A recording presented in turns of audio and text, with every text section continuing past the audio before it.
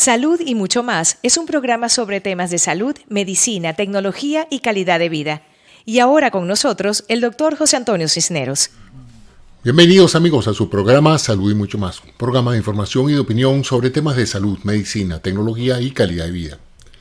En este programa de hoy voy a hablarles sobre un tema que en estos días está teniendo una vigencia extraordinaria y tiene que ver con el sistema inmunológico. El sistema inmunológico es un complejo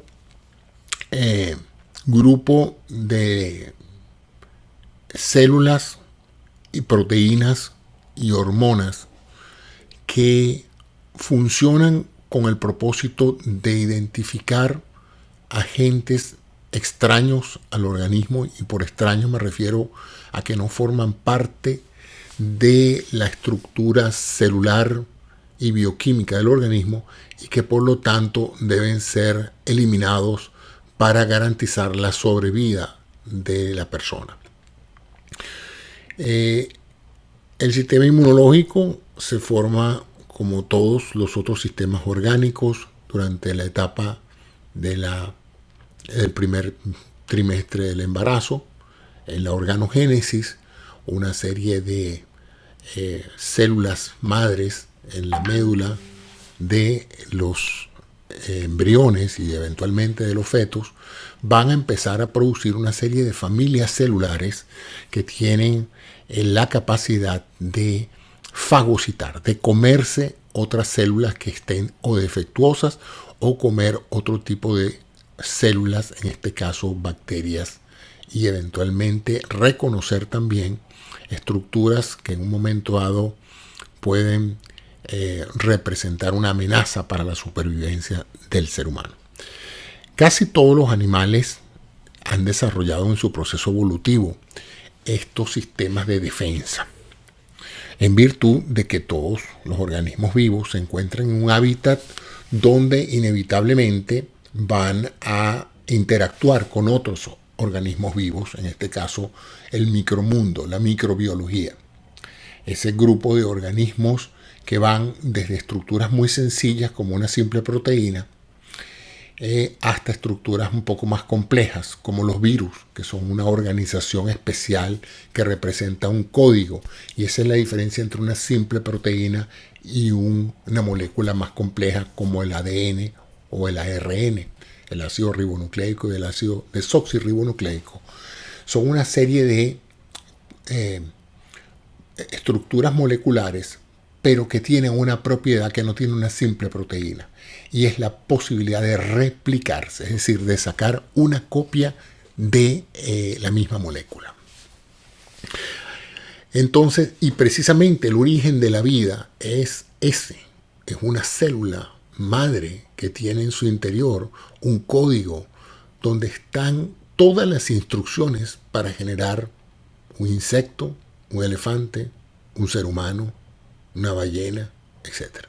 Todas las instrucciones están allí en esa molécula que llamamos el ADN, y el ARN, que es una versión de intercambio entre una y otra molécula para efectos de replicación. Bueno, los virus son pequeños códigos.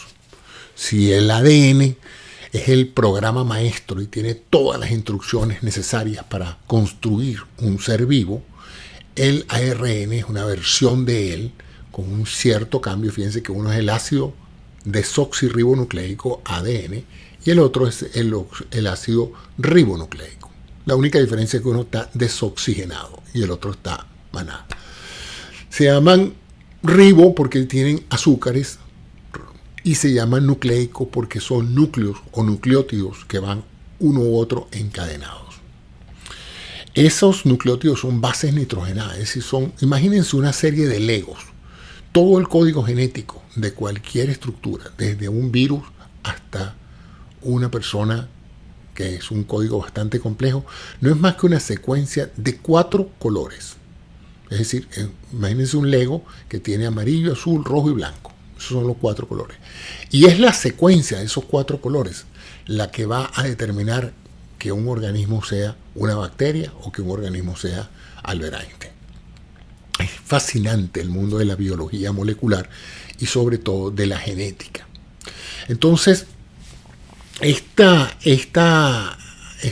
organización de las moléculas en esa forma pasa a ser información. Ya no es simplemente una molécula con la capacidad de interactuar químicamente con otra molécula, sino que ya es un código que puede ordenar cosas. Y eso es lo que es un virus. Cuando ya nos vamos a un nivel de agregación de vida más complejo, ya entramos en lo que se llama las bacterias, ¿verdad? Que ya son células con un código genético adentro. El virus no es una célula. El virus no puede reproducirse solo. Él tiene todas las instrucciones para reproducirse, pero él no lo puede hacer solo. Él necesita entrar en una célula, modificar su código genético para que esa célula empiece a producir más virus. Las bacterias, por el contrario, se dividen como se dividen las células de nuestro cuerpo. Es decir, a través de una mitosis, una bacteria da lugar a 2 bacterias, 2 dan a 4, 4 a 16 y así van en una duplicación. Cada generación crea una generación de 2 y así van en forma binaria, desdoblándose una célula en 2, 2 en 4 y así sucesivamente. De esta manera, entonces, todo organismo vivo que se encuentra rodeado de este mundo de moléculas, virus, representando moléculas con código, y bacterias, evidentemente tiene que mantener su integridad. Tiene que mantener su integridad como organismo vivo. Es decir, tiene que mantener su estructura y su función, porque eso es lo que es un organismo vivo. Una combinación de moléculas de una manera estructurada para producir más vida, para desarrollarse, crecer y morir. Pero en el proceso de esos 3 grandes metas, crecer, desarrollarse y morir, el organismo vivo va a producir descendencia. Para que todo eso pase, el organismo necesita tener un sistema defensivo, que toda intrusión dentro de lo que se llama la economía de un ser vivo sea rechazada de inmediato. Porque sin esa protección interna, pues no existiría la posibilidad de que el organismo viviera en un medio, en cualquier medio, acuático, aéreo o en cualquier medio ambiente. Entonces, tenemos aquí una situación donde este proceso consta, como les dije, de 2 elementos: las células del sistema inmunológico y ciertas proteínas que vamos a llamar anticuerpos, inmunoglobulinas, o sea, se llaman así, porque la globulina es una forma de proteínas y la inmunoglobulina es, por supuesto, una proteína con funciones inmunológicas. Estoy poniendo las cosas de lo más sencillo que puedo para que ustedes vean el fascinante mundo que nos mantiene a nosotros vivos. Desde que nacemos hasta que morimos está ese sistema inmunológico constantemente monitorizando toda estructura que ve en la sangre y en los órganos y en los tejidos, ubicando cualquier anomalía para inmediatamente reaccionar y ponerle fin y destruirlo. Hay una inmunología básica que la llamamos la congénita, la que nace con nosotros. Esa viene estructurada, la innata, esa viene estructurada por los códigos genéticos de nuestra descendencia. Es decir, en ese momento en que un padre y una madre conciben un nuevo hijo, un nuevo organismo, en ese mismo momento hay una serie de instrucciones que van a definir nuestras capacidades genéticas. Va a haber personas genéticamente inmunes a ciertas enfermedades y más vulnerables a otras. Esa es la parte, digamos, natural con la que nacemos. Un conjunto de instrucciones defensivas que viene como herencia de nuestros padres. La otra es la adquirida. La otra la vamos adquiriendo a través del tiempo. Primero porque la recibimos de entrada a través del cordón umbilical. Pasan anticuerpos de la madre al hijo para que el hijo ya tenga cierto tipo de defensa contra las enfermedades que ya la madre ha logrado identificar y manejar. Luego, la leche materna también tiene todas estas proteínas inmunoglobulinas que permiten que el recién nacido mantenga el estímulo a su sistema inmunológico. Y luego, pues, bueno, vienen los pediatras y entonces hay que vacunar a los niños y hay que vacunarlos contra enfermedades que ya conocemos cómo son, que ya hemos podido desarrollar vacunas para estas y que por lo tanto estas vacunas inducen inmunidad en la persona que es vacunada. Es un proceso relativamente sencillo. Hay dos tipos de vacunas, las vacunas de virus muerto y las vacunas de virus atenuados. Y ahora hay una nueva generación de vacunas ya diseñadas a través de la biología molecular, que no voy a hablar de eso, pero se llaman vacunas recombinadas. Pero esencialmente las tradicionales han sido o agarrar el virus, matarlo, pero dejar ciertos elementos en el virus que produzcan antígeno. ¿Qué es el antígeno? El antígeno es una forma de proteína o de huella proteica que activa el sistema inmunológico. Es como el antígeno es toda sustancia que desate un proceso inmunológico, se dice que es un antígeno, ¿verdad? Digamos que ponerlo así, la típica expresión de la respuesta inmunológica básica es la alergia. Todo el mundo de una u otra manera tiene alergia a ciertas cosas. Bueno, lo que produce o dispara una alergia es lo que se llama un antígeno. Es algo que cuando el cuerpo lo identifica le parece anormal e inmediatamente se produce la respuesta alérgica, que no es más que una respuesta inmunológica a algo atípico. Y ese antígeno es inmediatamente que es identificado, es atacado por los anticuerpos. Los anticuerpos vienen como una suerte de misiles guiados y se fijan al antígeno y lo neutralizan. O lo neutralizan o lo hacen más identificable para que después vengan las células y se lo coman. Ese es más o menos el proceso mediante el cual el sistema inmunológico se va deshaciendo de sustancias dañinas para el organismo desde el punto de vista inmunológico. Porque hay otras formas de las cuales sustancias pueden ser tóxicas para el organismo y el organismo se deshace de ellas a través de otros procesos que cubriremos en nuevos programas. Pero hoy les voy a hablar nada más que aquellas sustancias o estructuras vivas que pueden en un momento dado ser destruidas por el sistema inmunológico. Entonces tenemos las vacunas.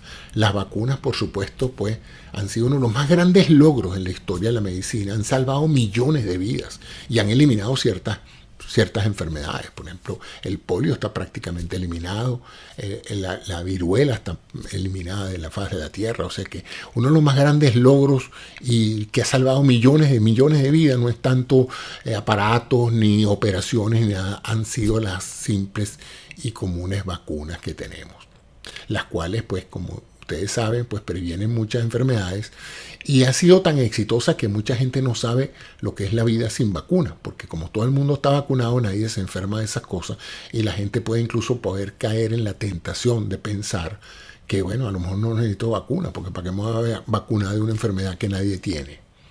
Bueno, eso es una buena lógica hasta que aparezca alguien que tenga la enfermedad e inmediatamente usted cae y víctima de no estar vacunado, porque cuando mucha gente se vacuna, usted se beneficia del hecho de que no hay portadores porque todo el mundo está inmune, lo cual le permitiría a usted sin vacuna decir, bueno, yo estoy bien porque al fin y al cabo, como nadie tiene polio, ¿quién me va a pegar el polio a mí? Sí, pero eso corre el riesgo de que basta que un paciente desarrolle una enfermedad de este tipo e inmediatamente pues la población entera caería víctima de esa ausencia de inmunidad producida porque muchas personas decidieron en forma absurda no vacunarse. Cuando desde el punto de vista de costo-beneficio no hay nada más barato para producir la salud que la vacuna. Pero bueno, sigamos entonces con esta evolución del proceso de desarrollo de la inmunidad.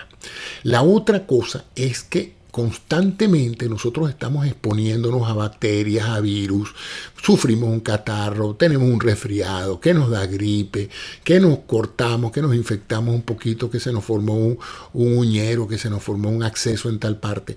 Todos esos procesos donde nos cortamos, nos infectamos, no se nos inflama algo, cada vez que usted vea que algo se inflama, duele y se pone caliente, eso es una injuria a un tejido y eso automáticamente desata una respuesta inmunológica para paliar esa situación. ¿ok? Entonces llegan inmediatamente los glóbulos blancos, los linfocitos, las proteínas, se llena eso de líquido, por eso es que se hincha, porque se llena de líquido, hay un aumento en la circulación de la sangre. O sea, todas las defensas se abocan a la reparación del tejido que ha sido agredido por esa bacteria, etc. Y cada vez que usted supera una de esas crisis, de esas infecciones, que es como las llamamos, bueno, usted sencillamente queda parcial o totalmente inmunizado contra ese agente. De tal manera que aquellas personas que han sufrido y han superado muchas, pero muchas infecciones, pues adquieren bastante inmunidad. Esta es la razón por la cual el hombre ha sobrevivido tantos siglos sin vacuna y sin medicina. Si ustedes se ponen a ver todo lo que ustedes llaman inmunidad adquirida en los últimos años, no tiene más de 100, 200 años, ¿no? Hace 200 años ni siquiera se sabía que había bacterias ni virus, ¿no? O sea que, y ustedes dirán, bueno, ¿y cómo es que el hombre sobrevivió 3.000, 4.000 años, 10.000 años, 1.000.000 de años, si nos vamos a los hombres más primitivos, a los Homo sapiens más primitivos? Bueno, la razón por la cual sobrevivimos era porque las personas eran inmunológicamente muy competentes, muy fuertes, y cada vez que se infectaban o eso desarrollaban inmunidad. La transmitían a sus hijos a veces y en otros casos pues eran sumamente fuertes. Yo tuve la oportunidad de conocer a varias personas ancianas que llegaron a los 100 años y esas son personas que vivieron la época preantibiótica. Para darles una idea, ustedes saben lo que es vivir sin antibióticos. Eso significaba que si su sistema inmunológico no era bueno, usted se moría hasta de un acceso dentario, pues. Si usted se le clavaba una astilla en el pie y usted no era capaz de resolver la infección por sus propios medios, usted se moría de la infección, se lo comían las bacterias. Así es que se podrán imaginar que todos nosotros no somos más que un resumen inmunológico de la historia del hombre. Hemos sido dotados en nuestro código genético en generaciones y generaciones de una inmunidad adquirida contra muchas cosas. O sea que eso no significa que no nos podemos morir de una infección, pero obviamente cada día que estamos en contacto con nuevos agentes, pues desarrollamos inmunidad. En el caso en particular que nos tiene ahorita preocupados, ansiosos y con mucho miedo, que es el caso del COVID-19, la pandemia que actualmente acosa al planeta, tenemos entonces que nuestra única defensa contra eso es nuestra inmunidad natural, porque no tenemos ninguna inmunidad adquirida. No la tenemos por ahora, hasta que aparezcan las vacunas. Y los que sí la tienen son aquellos que han pasado por la enfermedad, no han sido, no se han complicado, han podido desarrollar una inmunidad específica contra ese virus y en estos momentos, pues después de haber sido positivos el virus, ya son negativos el virus y actualmente se pueden decir que se autovacunaron. Fueron expuestos al virus, su sistema inmunológico aprendió a reconocerlo y a neutralizarlo y hoy por hoy no solamente no están enfermos, sino que no producen virus, porque virus que aparece, virus que lo ataca el sistema inmunológico, lo destruye. De tal manera de que para ellos es perfectamente sano reunirse en la calle, incluso con personas contagiadas, y a ellos ya no les va a pasar nada porque ellos han desarrollado su inmunología. El problema es que usted no sabe, hasta que usted no se haga las pruebas de inmunología para ver si usted tiene realmente los anticuerpos contra el virus. Y eso pues es un tremendo riesgo, eso de salir a la calle y decir, no, yo creo que a mí no me va a pasar nada, déjame infectarme sentándome al lado de alguien que yo sepa que está enfermo, a ver si a mí no me va a pasar nada. Porque usted no sabe si esa inmunidad basal que usted necesita para luchar contra el virus, usted no la tiene. Y entonces en esos casos el virus podría para usted ser una sentencia de muerte. El proceso inmunológico, como les dije, es un proceso muy dinámico. Constantemente se están produciendo células, básicamente toda la serie de los glóbulos blancos, los neutrófilos, los usófilos. Yo no voy a caer en la terminología, pero son células que llamamos los glóbulos blancos, son muy activos en el campo de la defensa inmunológica, y las otras son los linfocitos, otro tipo de células que están todo el tiempo en el torrente sanguíneo identificando agentes externos, agentes ajenos a la naturaleza de ese organismo y destruyéndolo. Y también, pues, estas mismas células están constantemente produciendo anticuerpos, inmunoglobulinas que se pegan a estas moléculas, las neutralizan y las identifican para poder ser destruidas. El otro elemento es que este sistema inmunológico depende esencialmente entonces de la producción de estas células que se producen en la médula ósea y en todos los tejidos hematopoyéticos. Hematopoyéticos son todos los tejidos que producen sangre, que producen componentes celulares de la sangre, ¿no? Y entonces ahí se producen estas familias celulares que a su vez producen los anticuerpos. Y esto requiere mucha energía química en este sentido, energía producto de los alimentos. Necesita glucosa esencialmente, que hay que olvidar que a pesar de la vilipendiada glucosa, la glucosa es la unidad energética de intercambio del organismo. Todo lo que entra al organismo, sea proteína, sea grasa o sea carbohidrato, es convertido por el organismo en glucosa. Ese es el combustible que usan las células. ¿Ok? Entonces, esencialmente se necesita una disponibilidad de glucosa porque todo este proceso de identificar células o moléculas extrañas y destruirlas consume energía química. Y esta energía química entonces es tan necesaria que el cuerpo, cuando entra en una de estas batallas campales contra un virus o una bacteria, lo primero que hace es hacer que todos los otros procesos que consumen energía del cuerpo disminuyan su actividad para él poder contar con más energía disponible para poder atender la infección. Y esa es la razón por la cual uno de los primeros síntomas de una infección, sea viral o sea bacteriana o sea por hongos, es que la gente se siente cansada y con ganas de descansar. Todos los animales, cuando usted ve un perro muy activo y de repente el perro se echa, usted puede casi que apostar que se está echando a descansar porque tiene un proceso infeccioso. Hay otras razones, esa no es la única, puede ser, pero la más común es esa. Los organismos, cuando van a defenderse de un agente extraño, piden reposo para poder dedicar una mayor cantidad energética al proceso mismo de defenderse. Entonces, la disponibilidad de energía es algo vital para que la persona supere el proceso infeccioso, y por eso es necesario la nutrición y la hidratación del paciente que tiene una infección, sea viral o bacteriana. Es tan así este proceso de consumo de energía que déjenme decirle los otros procesos que en un momento dado competirían por la energía química de los alimentos. La actividad muscular, el ejercicio, por ejemplo, consume mucha energía. Si usted sale a caminar o a correr, usted está consumiendo energía mecánica, química, que es convertida en energía mecánica en los músculos y le permite a usted moverse.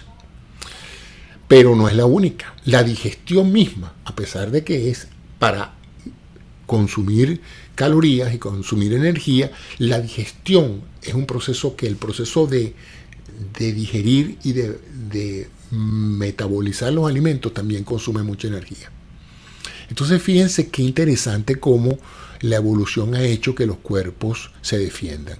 Cuando un agente infeccioso entra en contacto con un organismo, el cuerpo le dice a los músculos: ustedes tranquilos, no se muevan, descansen, no hay necesidad de correr, no hay necesidad de hacer pesa, lo mejor es que se acuesten en la cama y se relajen, porque yo necesito toda esa energía para luchar contra este invasor.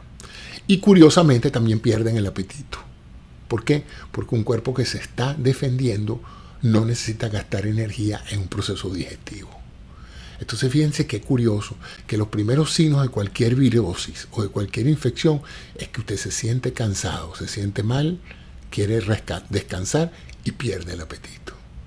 O sea, el cuerpo diría: déjame apagar el sistema locomotor, déjame apagar el sistema digestivo y déjame concentrar este señor en el proceso inmune, en el sistema inmunológico, inmunocompetente se llamaría, porque la inmunología es el estudio de ese sistema inmunológico. Entonces, ¿pero qué pasa? Que eso tiene un límite. Usted tiene una energía de reserva contenida en parte de la glucosa que tiene almacenada en el hígado, en la energía que tiene almacenada en el tejido adiposo y en la energía que tiene almacenada en el tejido proteico muscular. Toda esa energía, a la hora de una falta enorme de ella, puede en un momento dado utilizarse. Y esa es la razón por la cual cuando las personas están infectadas, ¿qué hacen? Pierden peso, pierden masa muscular, pierden grasa y consumen toda su energía hepática. Todo el glucógeno hepático, la forma de almacenamiento de la glucosa en el hígado a través de una molécula que se llama el glucógeno, que se mantiene como un intercambio rápido entre la sangre y el hígado. Y ahí está ese tanque extra de combustible de uso inmediato. Pero ese tanque de combustible dura 4 o 6 horas. Si no se repone, y esa es la razón por la cual los ayunos de más de 6 o 8 horas pues tienen ese problema, que forzan al cuerpo a utilizar otros mecanismos energéticos que no sea el de la glucosa, porque si usted no come algo de azúcares en 4 a 6 horas, usted empieza a utilizar sus reservas de lípidos, de grasas y sus reservas proteicas. De hecho, esa es la base de toda la dieta para bajar de peso, pues reducir el consumo calórico para que su cuerpo se vea en la necesidad de utilizar energía colateral de las grasas y las proteínas y usted baje de peso. Ahora, el problema es que usted no puede hacer eso en plena infección, porque si usted hace eso en plena infección, usted está poniendo a un organismo no solamente a defenderse metabólicamente de un agente infeccioso, sino a la vez a bajar de peso y a depauperar las proteínas y los grasas que necesita. Entonces, es importantísimo que en este proceso de defensa la persona se mantenga bien hidratada, porque también eso es otra cosa. Todo este proceso bioquímico de destrucción de tejidos o de células ajenas o de células dañadas genera mucho metabolito, mucho producto, mucha basura, mucho producto de desgaste de la química celular. Y eso hay que botarlo. Y se bota esencialmente por la vía urinaria. Por eso es que la orina se muestra tan fuerte, tan maloliente, tan espesa, porque ella actúa como una fuente de aclaramiento de la sangre, desintoxicando todas esas toxinas producto de la actividad inmune. Y lo mismo a través del proceso digestivo por las heces y por la bilis, etc. Hay una cantidad de procesos que se hacen en diferentes órganos, en el hígado fundamentalmente, que es el laboratorio bioquímico del cuerpo, es el hígado. Bueno, ahí se desatan una serie de reacciones de desintoxicación del cuerpo que terminan pues neutralizando todas estas moléculas y haciéndolas que nunca produzcan toxicidad. Bueno, entonces, ¿qué pasa con esto? Que toda persona que sufre un proceso infeccioso por cualquiera de estos 3 agentes, los virus, las bacterias o los hongos, va a tener estos síntomas de decaimiento, pérdida de peso, pérdida del apetito, y uno muy importantísimo que es fascinante en este proceso del desarrollo evolutivo de la inmunidad, y es la fiebre. ¿Qué pasa con la fiebre? Resulta que la fiebre es inducida por el mismo proceso inmunológico. La gente cree que la fiebre la produce el virus o la bacteria. Y resulta que la fiebre es una evidencia cuantitativa de la respuesta inmunológica. Un sistema inmunológico competente en el mismo momento en que empieza la destrucción de estos agentes infecciosos, se liberan una serie de moléculas que se llaman pirogénicas. Pirogénicas porque desarrollan fiebre. Entonces, esa fiebre aumenta la temperatura corporal y ese aumento de la temperatura corporal bioquímicamente acelera las reacciones químicas, las hace más eficientes y en muchos casos destruye a muchos virus que están desarrollados para operar a una temperatura corporal normal, pero cuando la temperatura se eleva a los 40, 41 grados centígrados en una fiebre alta, muchos de esos organismos ya no tienen una temperatura favorable y por lo tanto es más eficiente el proceso inmunológico. Y esa es la razón por la cual desde hace años, cuando un muchacho tenía fiebre, le decían, déjalo que tenga fiebre, déjalo que sude la gripe o déjalo que sude la infección. ¿Por qué? Porque definitivamente después del pico febril, en muchos casos, si el muchacho tenía un sistema competente, la infección mejoraba muchísimo, ¿no? De hecho, en ausencia de los antibióticos y todo eso, casi la gran mayoría de la gente que superaba una infección, la curva era muy sencilla. Un buen día se sentía mal, un buen día guardaba reposo, perdía el apetito, el tercer día subía la fiebre y después que pasaban 2-3 días de fiebre, la persona empezaba a mejorar. Cualquier cosa, eso era el curso natural de muchas infecciones. Y a la semana, pues ya no tenía nada. Así pasó mucha gente, fiebre, gripe, influenza, catarro, etc. Y muchas eruptivas. Las muchas eruptivas no había un tratamiento especial, la lechina, el sarampión, la rubiola. La gente pasaba por esa curva y luego salía de eso inmune, pues el sistema inmunológico triunfaba, prevalecía sobre estos organismos. Bueno, ya estoy sobre el tiempo. Espero que esta narración sobre algunos aspectos del sistema inmunológico les haya parecido interesante y les demuestre pues cómo es el fascinante mundo que nos mantiene vivos, el mundo de las moléculas, de las células, de los virus, de las bacterias, y que por cierto muchas están dentro de nosotros constantemente. Tapizan, conviven con nosotros, de manera de que hay bacterias malas y hay bacterias buenas. Y de eso vamos a hablar en el próximo programa. Muchas gracias por su atención. Les habló el doctor José Antonio Cisneros para Salud y Mucho Más, por Onda Positiva. Gracias.